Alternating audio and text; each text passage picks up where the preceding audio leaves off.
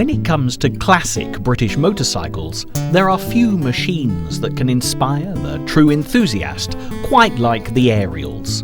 And although this manufacturer is generally less well known than the likes of Triumph, Norton and BSA, those that have been rescued and restored are equally as well loved as their more famous counterparts.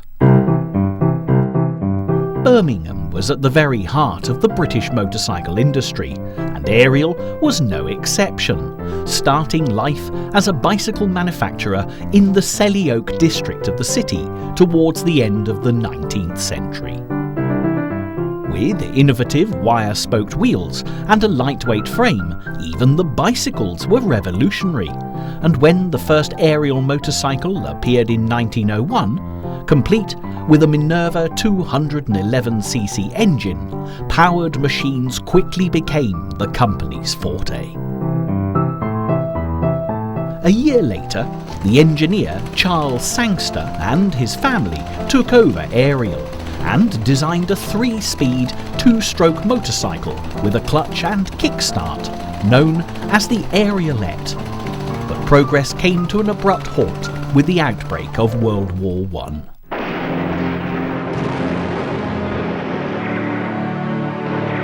Like so many of their fellow motorcycle manufacturers, factory production was given over to military requisition. Although the war ended in 1918, it took a while for Ariel to resume civilian production in 1919, and the V-twin motorcycles in solo and sidecar forms continued with little alteration. But Ariel not only manufactured motorcycles, they also produced cars that were at this time failing to perform in the post-war marketplace. Urgent action was required, and when Ariel engaged the services of JAP's former chief designer Val Page in 1925 to create a new type of motorcycle, matters improved dramatically. Val Page's elegantly simple single-cylinder 496cc overhead valve and 557cc side valve engines were state-of-the-art, and the new company slogan, Ariel the Modern Motorcycle, certainly reflected this. In a very short space of time, Ariel motorcycles advanced at a fantastic pace. Edward Turner, another inspirational designer, arrived, bringing ideas for a unique 4-cylinder engine, which materialised as the legendary Square 4, or the Squariel as it was affectionately nicknamed. World events had taken something of a hand in Ariel's fortunes as the Wall Street crash and the Great Depression affected Britain as well as America. Financial troubles forced a complete restructure, and the Square 4 really did put the company back into the black. The new Ariel image also received an injection of a different colour when the Red Hunter models lived up to their name. Again, world events overtook Ariel as the outbreak of a Second World War took its toll. The production line was reduced to military motorcycles for the duration of the conflict, and just as peace began to appear over the horizon, in 1944, the company was taken over by BSA. Sadly, Ariel stagnated after the war, despite such classics as the Huntmaster, which used an Ariel frame with a BSA engine. Further attempts at innovation in the following years culminated in poor sales, and the 1970s Ariel 3 50cc motorised trike was the final disaster. There's no doubt that the years between the two world wars were Ariel's finest, so, without further ado, let's step back to those better days and enjoy some of the finest British motorcycles ever made.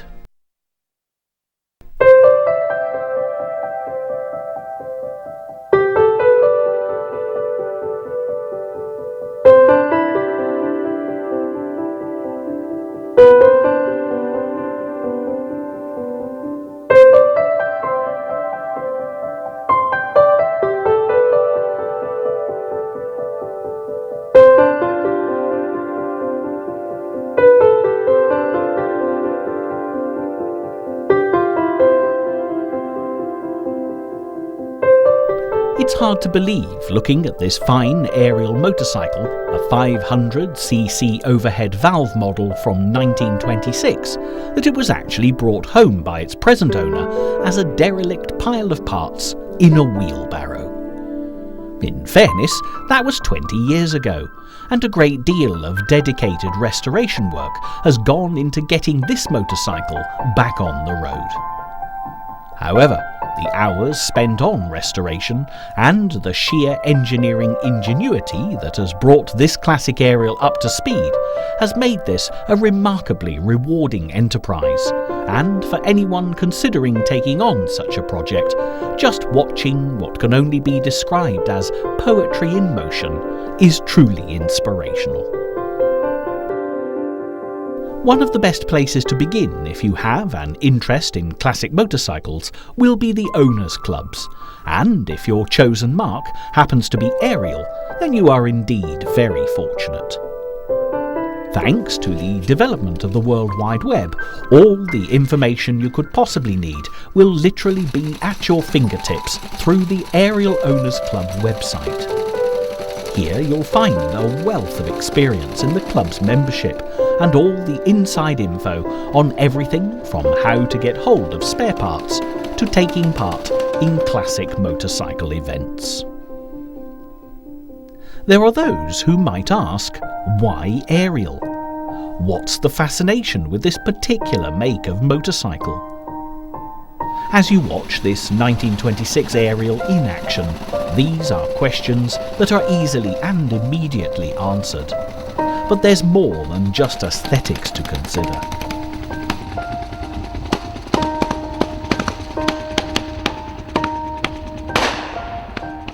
Because the Ariels are not quite so well known or collected as the likes of Triumph, BSA and Norton, the spares are generally speaking more plentiful and far more reasonably priced.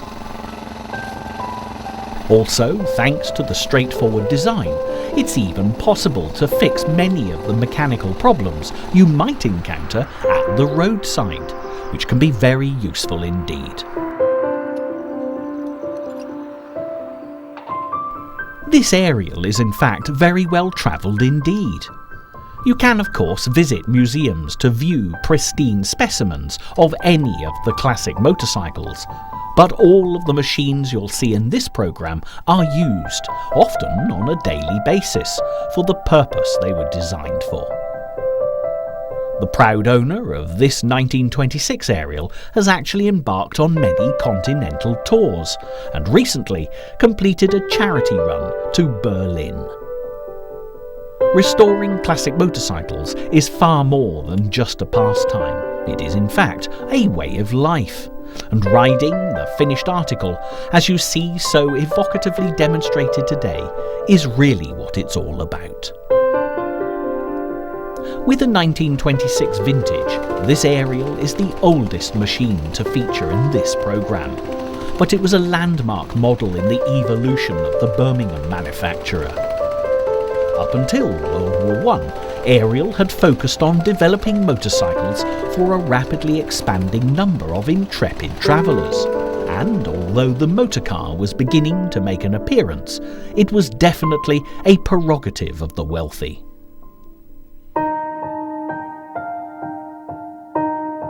The motorcycle had a price tag that made it far more accessible to the ordinary man, and, for that matter, woman, a circumstance that would remain in the motorcycle's favour for many years to come. Interestingly, as all civilian production ceased for the motorcycle and the motorcar, with Britain going to war in 1914, the car was very much halted in its early stages of production. In America, where the nation didn't become embroiled in the conflict until 1917, the car manufacturers advanced far more rapidly than their British counterparts. Consequently, when the war was over, the Americans turned to the already mass-produced car rather than the motorcycle for their transportation needs. At the beginning of World War I, there were 200 American motorcycle manufacturers. By 1920, there were less than 40, and by the early 30s only Harley-Davidson and Indian remained. In Britain, the car designers were still some way off producing an accessible, reasonably priced car, so the motorcycle manufacturers continued to dominate the market.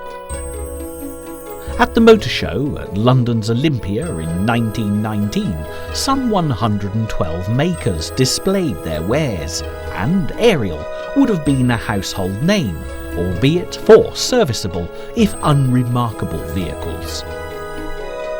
Then, in 1925, a recruitment decision changed the face of Ariel, distinctly for the better.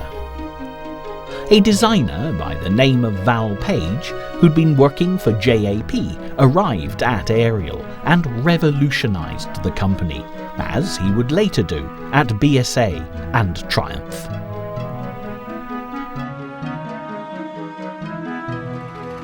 What you've been watching here is an early example of Val Page's work with this 1926 Ariel.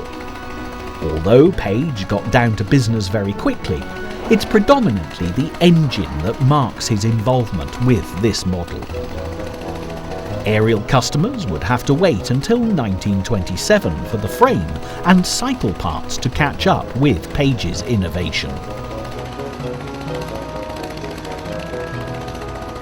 Nevertheless, this 500cc Ariel is the perfect model to begin our journey with, and as we also have the advantage of seeing our range of historic Ariels together, we can compare and contrast the differences as the story develops.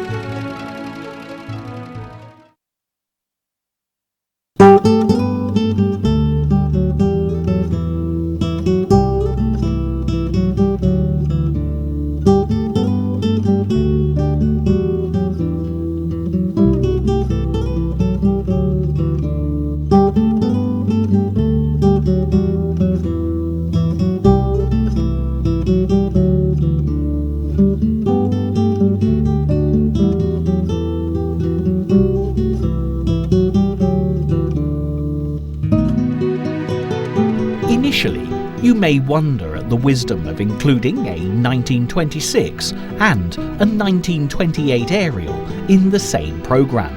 After all, not much could change in 2 short years now, could it? However, with Val Page as chief designer, these 2 years actually marked a huge transformation in Ariel motorcycles. As this classic 1928 Ariel with a 557cc side valve engine comes into view, there are a number of instantly noticeable differences to its predecessor. Firstly, there's been a dramatic change in the tank. The 1926 Ariel had a flat tank that is similar to many British motorcycles of the period. But this 1928 model, in keeping with Val Page's stylish new designs, has a saddle tank, which helps to give this machine a much more modern look. The alterations to the frame that were not ready at the time of the 1926 Ariel's creation were now in place, and with the addition of Page's elegant 557cc side valve engine and bigger brakes, this machine was as state-of-the-art as you could get in 1928. It's hardly surprising that Ariel came up with its slogan claiming to be the modern motorcycle. What Val Page achieved by moving the magneto behind the engine whilst introducing the saddle tank made from steel pressings was a great British classic, and sales rocketed. Matters were also greatly assisted by an excellent sales and marketing manager in the person of Vic Mole, who worked tirelessly to ensure Ariel performed well on the racing circuits and in trials. An Ariel sidecar of the same vintage as the machine we are watching being put through its paces here actually made the first transcontinental trip across Canada, generating headline news. It appeared that the future for Ariel was set fair, especially as in 1929 another groundbreaking designer, Edward Turner, was recruited to the company. But world events then took a catastrophic downturn when the Wall Street crash sparked a depression that would even have implications for the motorcycle manufacturers of Birmingham. Financial problems beset the Selly-Oak company, and for a short while Ariel shut up shop completely. However, Jack Sangster, who'd grown up in the Ariel family business, took charge of matters and reconstructed a new organisation, keeping Val Page, Edward Turner and another British motorcycle great, Bert Hopwood, to relaunch a leaner, stronger and more economically viable Ariel. Fascinating as the history of Ariel is, nothing can detract from the elegant grace of this 1928 model as it powers through the country lanes. When you stop and consider the fact that this machine was manufactured in the year that Mickey Mouse made his debut appearance, Amelia Earhart was the first woman to fly the Atlantic, and Alexander Fleming discovered penicillin, you begin to realise just what an achievement getting this Ariel out on the road is. But for this owner, it has indeed been a labour of love over many, many years. An avid collector of much older bikes with an interest in pre-1910 machines, this Ariel is nevertheless very special indeed. With classic motorcycling, we all have to start somewhere. And this partnership between man and machine began in 1969, and it was the first vintage motorcycle that this enthusiast actually bought. It may not be the most unusual or valuable specimen in his still growing collection, which has been more than 30 years in the making, but it'll always be a nostalgic reminder of those long gone but never forgotten early days as a motorcycle collector. If you're looking enviously at this motorcycle, considering acquiring just such a classic treasure for yourself, remember that once you've started, it's invariably a passion that grows over time. A small corner of the garage will be fine at the outset, but be warned, it won't be long before you'll find yourself filling all available spaces. Garden sheds and lofts seem to be inoffensive enough, but when you find yourself storing motorcycles and associated parts in living rooms and bedrooms, the rest of the family do tend to voice their objections very loudly indeed. Also, be prepared for an influx of books, magazines and all manner of memorabilia. This collector has motorcycles that date back to the first few years of the 20th century, and he also is the proud owner of books that come from the same era. Collecting vintage motorcycles is definitely compulsive, but this is a small price to pay for a lifetime's pleasure. Just one thought, however, to consider. If you can get loved ones to share your love of motorcycles, then all the better. Rallies and shows make for a great day out, from the tiniest tots to the youngest at heart. And, of course, you do then have the added bonus of being able to spread your motorcycle collection houseward if the need arises.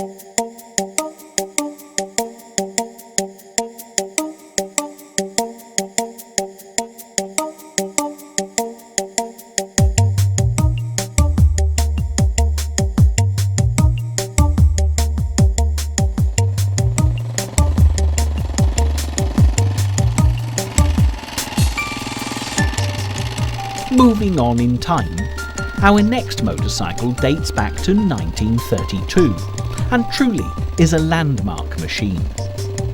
This is the classic Red Hunter, featuring a tuned 4-overhead valve 500cc engine that marked a distinct improvement in Ariel's fortunes. Up until the launch of this motorcycle in 1932, a little like Henry Ford's motor cars, Ariel machines had been predominantly black, and the addition of colour was positively revolutionary. So much so that when this motorcycle first rolled off the production line with its red tank panels, it was named the Red Hunter. Belonging to the owner of the 1928 Ariel we've just been looking at, this Red Hunter is a highly prized addition to his collection, and although it doesn't have the long years of association as the last bike, this will undoubtedly be something that time will rectify. It's only actually been with this collector for 4 years, and he acquired it pretty much as you now see it.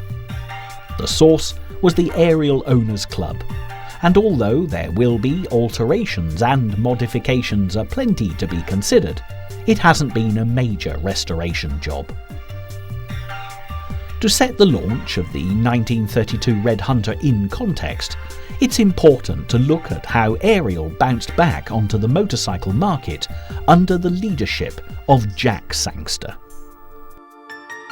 If you mention the name of Ariel Motorcycles in general company, the one model that almost everyone will name is the Ariel Square 4, which really was the comeback special.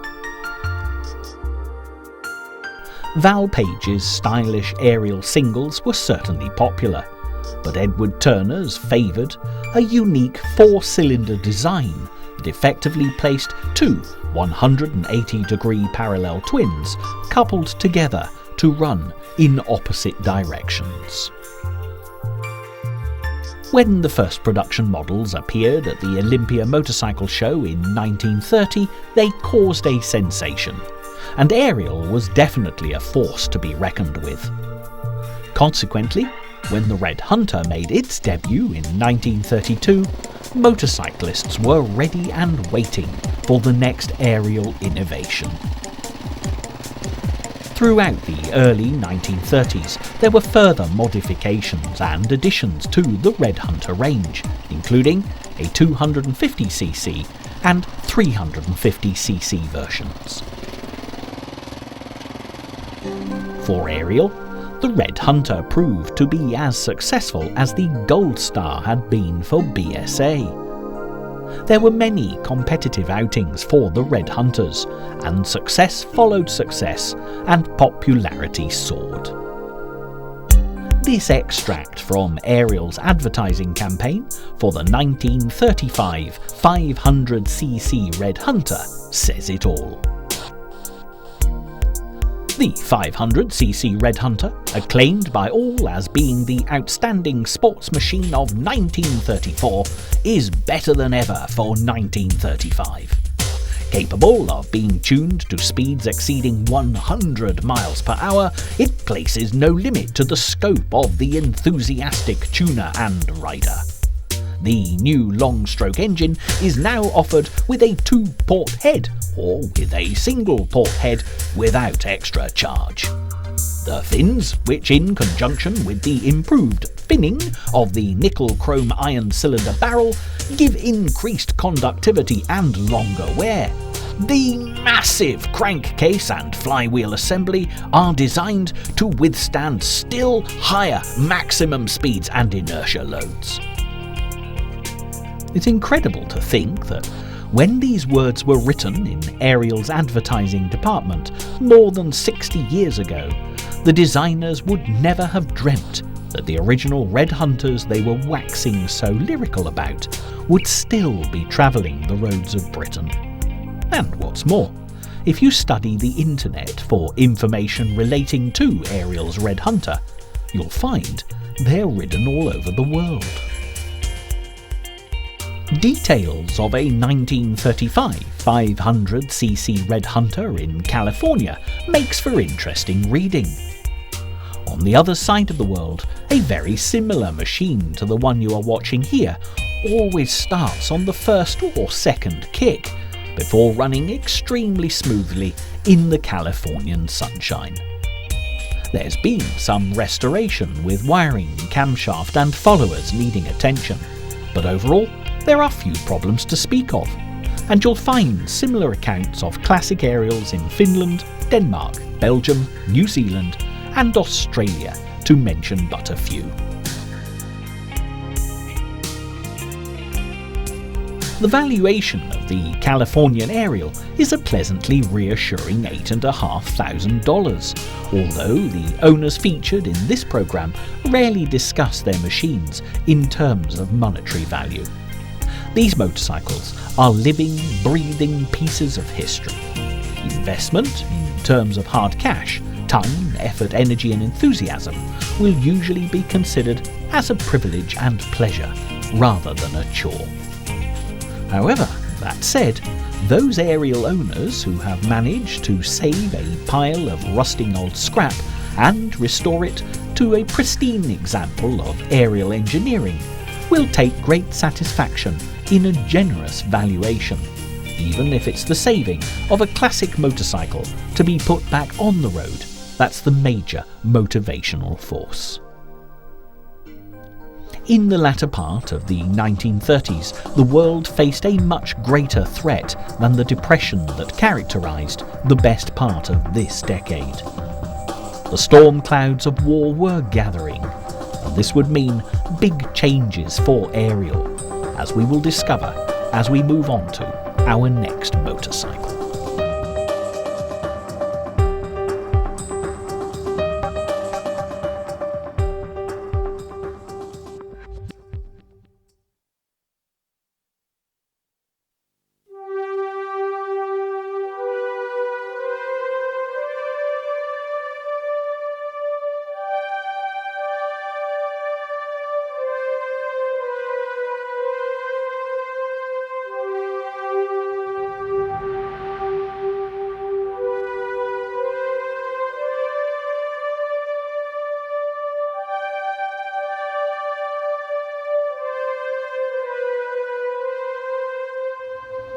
As we watch this 1946 Ariel being put through its paces, it may not seem terribly different from the 1932 version, but a great deal certainly happened at Ariel between these two machines. The Red Hunter was undoubtedly one of the mainstays of Ariel during the 1930s, and the years of difficult trading through the Depression. The entire range was trimmed down to 250, 350 and 500cc overhead valve deluxe and Red Hunter models. There was also a 600cc side valve sidecar machine and of course the Square 4s. Then, on a seemingly normal Sunday morning in September 1939, the people of Britain stopped what they were doing to listen to an historic radio broadcast. The lawnmowers were silenced, newspapers put aside, and even the motorcycle enthusiasts came in from tinkering in their sheds. Prime Minister Neville Chamberlain announced the grave news. Britain was at war with Germany, and although initially everyone returned to their affairs, it wasn't long until the full implications of Chamberlain's declaration began to hit home. For Ariel, all civilian production was brought to an abrupt halt as the British government took over the company's entire output, calling for a purpose-built machine for dispatch riders. A standard 350cc single was the order of the day, and although it lacked the finesse of this stylish Red Hunter, it was a robust motorcycle that off-roaded more than adequately. As a company, Ariel took their wartime patriotic duties very seriously, and during the years of conflict put out an advertisement titled "On Top of Our Job," with words that summed up the mood of the war for the motorcycle industry. Success must inevitably follow the whole energies of an individual or organisation directed towards getting on top of the job. Ariel has always enjoyed a reputation for reliability and dependability, a reputation which is only enhanced by the extensive experience in building wartime machines. The stern task of producing Ariels to stand up to the heavy duties of war's demands has been accompanied by sound development, resulting in even better machines to grace a better era. It was an optimistic look towards the future, but Ariel were not the only British motorcycle manufacturer doing their bit for the war effort. Neighbouring BSA, standing for the Birmingham Small Arms Company, rather than any other explanation you might have heard, went into the war as Britain's largest motorcycle company. Val Page had moved to BSA after revolutionising Ariel and had certainly contributed to their pre-war success. Nevertheless, BSA still had a reputation for being reliable rather than innovative, and for military purposes this was definitely in their favour. BSA sold over 126,000 M20 machines for the Allied war effort, and with 67 factories across the UK, their star, most notably of the gold variety, was rising. BSA actually took over Ariel in 1944, a year before the end of World War II, a prelude to further motorcycle company acquisitions.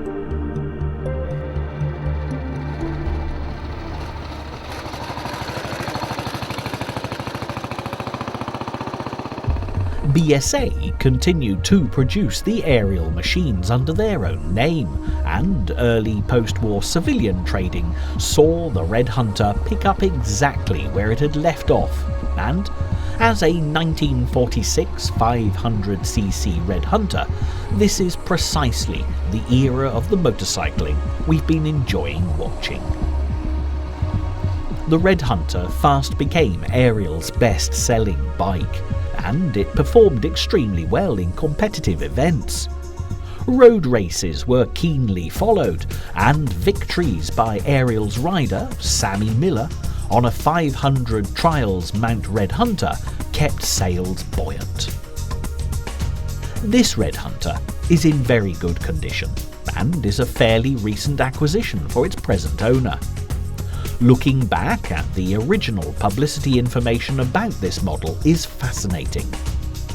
Maximum speeds are surprisingly good for the time, with an average top speed of 40 miles per hour in first gear, 62 miles per hour in second, 77 in third, and 85 miles per hour in top gear. The capacity of the tank, however, was rather limited by modern-day standards, holding a mere 3.5 gallons. However, at 30 miles per hour, you could expect to get 112 miles to the gallon, but that did drop dramatically to 53 to the gallon at 60 miles per hour. In the post-war years, these were in fact critical figures, as petrol rationing didn't end until 1950, 5 long years after the war had ended. The first proud owner of this Red Hunter as it exited the showroom in 1946 would have needed somewhere in the region of £150 to purchase this machine, and a further £3 for a year's road tax. Also, with the addition of a sidecar, you could comfortably accommodate family travel, still making motorcycling a much more economical means of transportation than the car. By rights, Ariel, under the much larger and protective wing of BSA, should have been set fair for the future.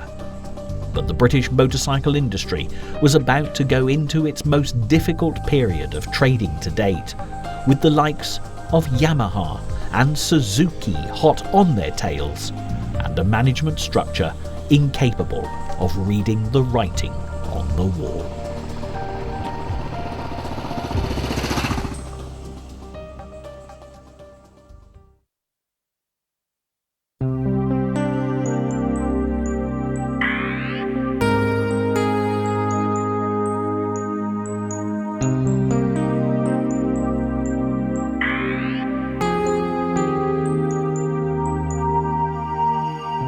Taking a 10-year leap in Ariel's story to our next motorcycle, a 1956 650cc Huntmaster, you can immediately see that the post-war years weren't all doom and gloom. For one thing, with BSA now a major force to be reckoned with, Val Page was back on side, and the Ariel Huntmaster was significantly influenced by his now not inconsiderable design skills and experience. This machine really did give the motorcycle enthusiast the best of both worlds, as a BSA A10 650cc engine was put into an Ariel frame.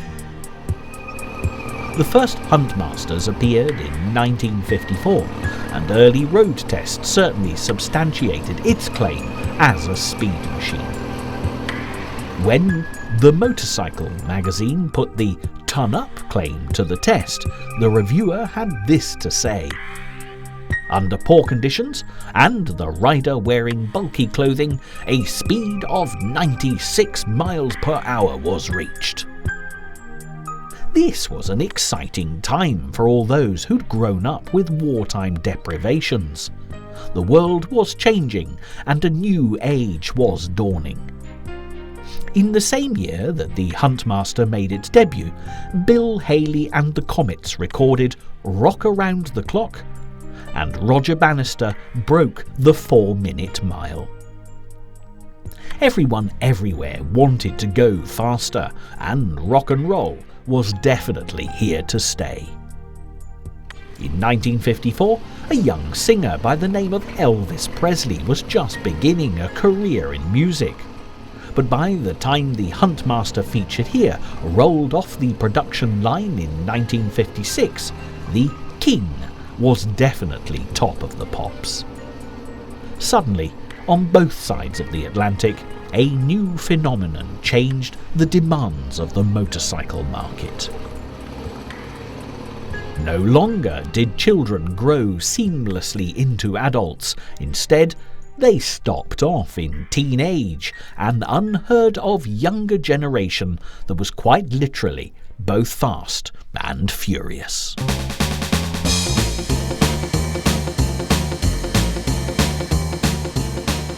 The Huntmaster, with its sleek good looks and 100 miles per hour plus top speed, was a reflection of the never-had-it-so-good age.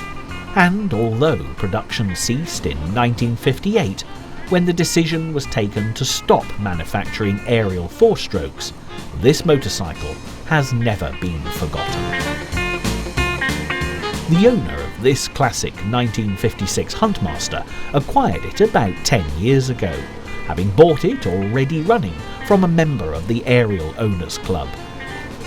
The 650cc engine has been modified, and the tank and mudguards are actually of a 1954 vintage. But finding absolutely correct parts is not always easy, and as you can see for yourself, the alternatives do sit perfectly comfortably with this restoration. However, had you purchased this model in 1956, the technical specification was very impressive indeed. The engine was a vertical overhead valve with cast iron cylinders and head. A forged steel crankshaft was mounted on heavy-duty roller and white metal-lined bearings. There was a gear-driven camshaft with pushrod-operated overhead valves and an Amel monoblock carburettor with air cleaner. The frame was fully triangulated to ensure great rigidity with swinging arm rear suspension.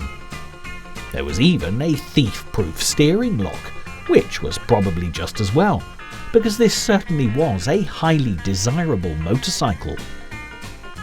When it comes to the telescopic front forks with hydraulic damping, the look is positively contemporary, and the headlamp and built-in illuminated instrument panel would have been the last word in style back in 1956.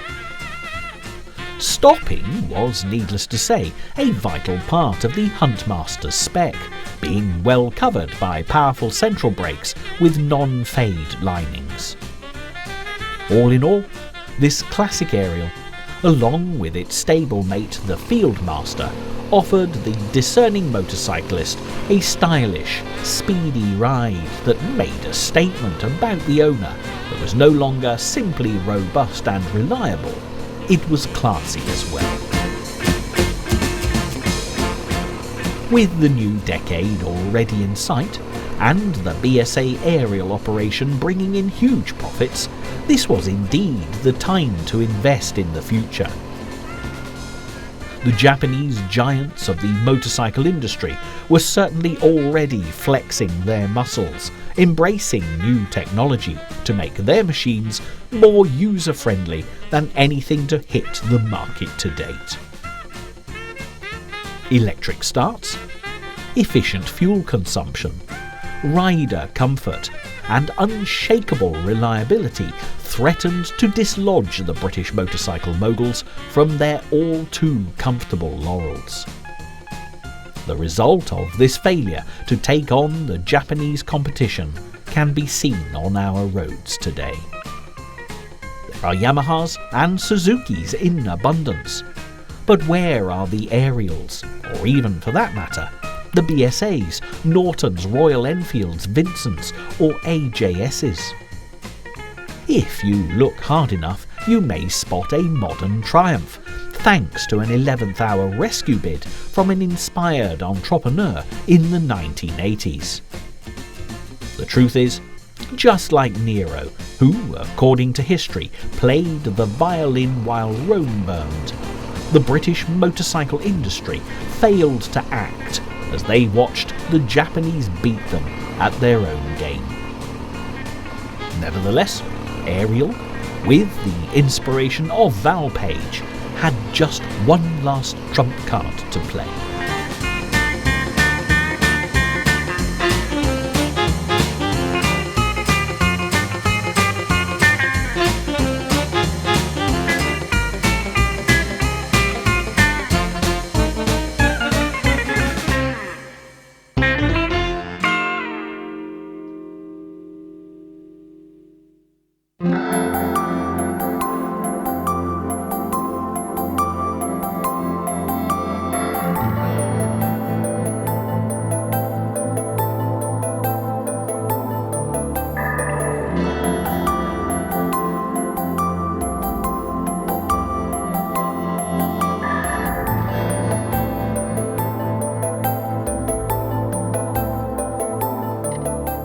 To a certain degree, all of the motorcycles we've seen so far in this programme have that classic Ariel look.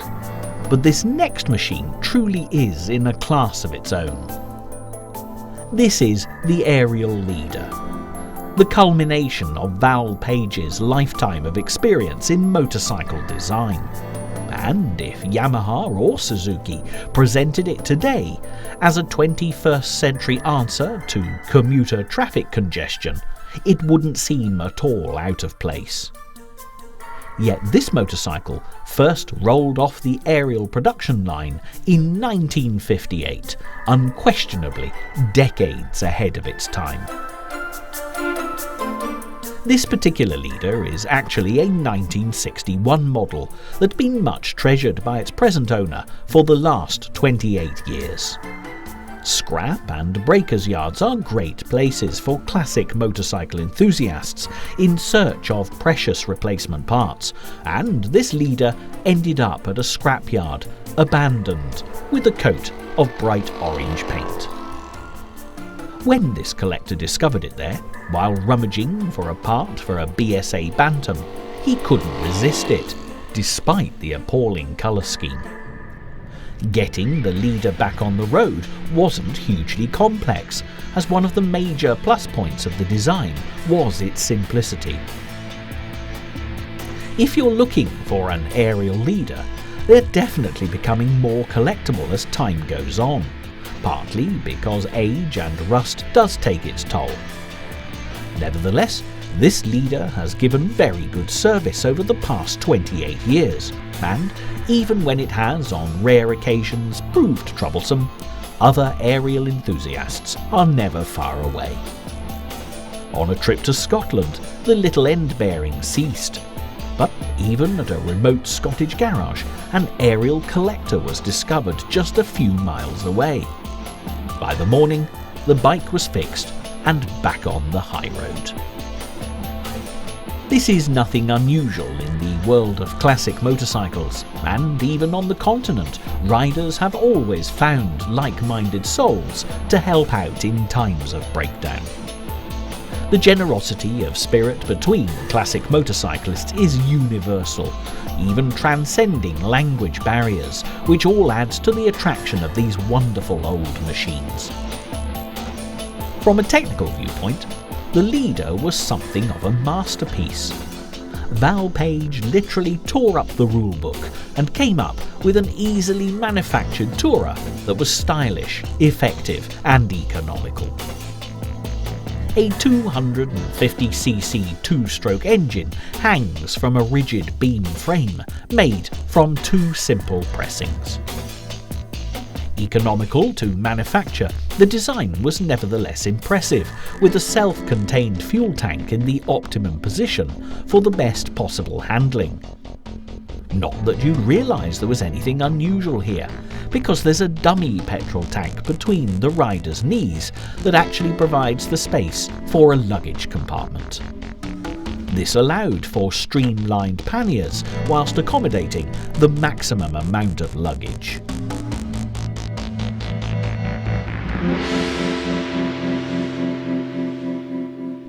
The entire Leader design, although stylish, was eminently practical, even down to the attractive trailing link front forks, which were incorporated to ensure the best possible tyre wear and reliable handling.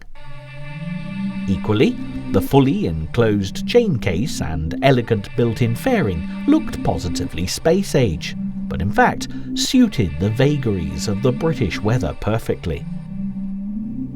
As you would expect, the engine at 250cc did not give the sportiest ride on the planet, but in terms of practicality, it was second to none. It was far from dull, with a 70 mph top speed, and the fuel consumption was remarkable. Cruising at 60 mph would still enable you to get 70 to the gallon, which was a definite bonus. Overall, the Ariel Leader was just the type of design classic that the British motorcycle industry needed, and even the warranty claims were the lowest of the entire BSA group.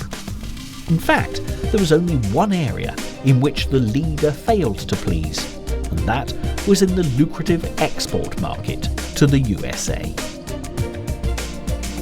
British motorcycles were well received in America, even dazzling the Hollywood movie industry of the 1950s. Marlon Brando had ridden the Triumph in the cult classic The Wild One, and James Dean, the ultimate rebel without a cause, had appeared the coolest of the cool on his Triumph 500. However, when introduced to the Ariel Leader, the Americans just didn't know what to make of it. In point of fact, they hated it, and the practical all-weather capabilities were lost on a nation where the sun shone a lot more than it did in Britain. Ariel made every effort to rectify the situation by stripping down the Leader to create the Arrow and the Sports Arrow, but still the Americans refused to look at a bike that had strange front forks and appeared to lack a frame. It is for this reason that the Ariel Leader remains a peculiar Great British classic, but way ahead of its time. This machine was indeed the predecessor of many of today's modern touring machines, which are so popular all over the world, and especially in America. And for this collector of classic motorcycles, he's very glad to have found an Ariel Leader tucked away in a scrapyard all those years ago. The future for this machine is assured thanks to his efforts, a real legacy for the motorcycle enthusiasts of tomorrow.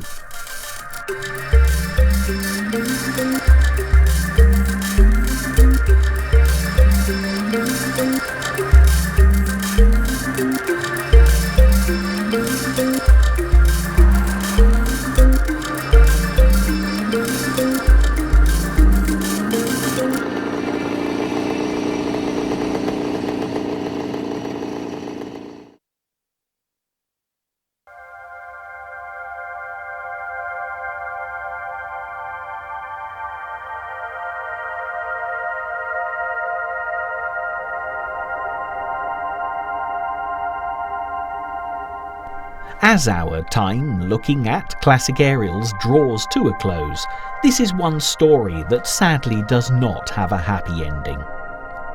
After the Ariel Leader and the subsequent Arrows, BSA closed the Selly Oak factory and moved production to Small Heath in 1963. Val Page had one last design to offer, proposing a Leader with a 70cc 4-stroke inline 4 engine, but the now beleaguered management chose not to put it into production. Times were definitely changing. The 1960s heralded the affordable motorcar, and with the revolutionary Mini's launch, the motorcycle and sidecar market was effectively wiped out. Unfortunately, the entire British motorcycle industry failed to rise to the challenge of the new marketplace, and historic marques started to die out.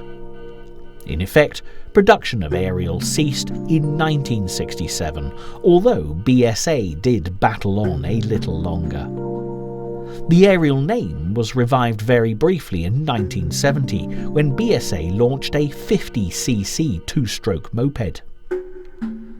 The Ariel 3 was in fact a somewhat bizarre three-wheeler that was hinged so that it would tilt into corners.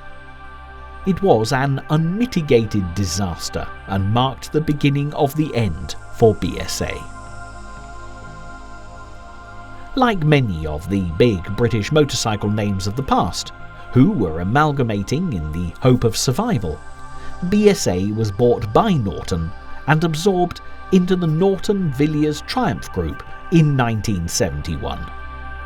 But it was too little, too late, and BSA was finally abandoned with the end of production in 1973. Yet this is not the end of the Ariel road, thanks to classic motorcycle enthusiasts like the ones who've taken part in this programme. The quality of the engineering and the simple elegance of the designs of Val Page, Edward Turner and Bert Hopwood have ensured that the Ariels produced in the Selly Oak factory would survive the test of time. These motorcycles truly are a vivid reminder of a bygone age, and although undoubtedly precious treasures to their owners, they're also extremely important in terms of social history. The Ariel story is one of motorcycles, engines and technology, but it also charts the history of industrial Britain through the 20th century.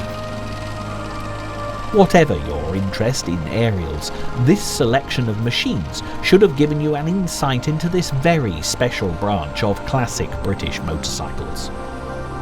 The one piece of advice that every owner has given is that the Ariel Owners Motorcycle Club, to give it its full title, is the place to go if you want to discover more about the magic of Ariel motorcycles. If you're just setting out, looking for an Ariel to buy, then this is a great place to start. And should you be the proud owner of a wheelbarrow loaded with an Ariel in pieces that you want to put back together again, then all the expertise can be found within the club. There's a remarkable camaraderie between members, and for the novice and expert alike, the club will always have something to offer. Sadly, time really is now up, and as these wonderful old Ariels ride off into the distance, it's certainly been a great privilege to enjoy such a vibrant blast from the past.